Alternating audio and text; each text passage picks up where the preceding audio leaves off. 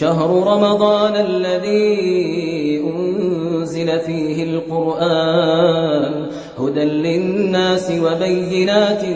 من الهدى والفرقان فمن شهد منكم الشهر فليصمه ومن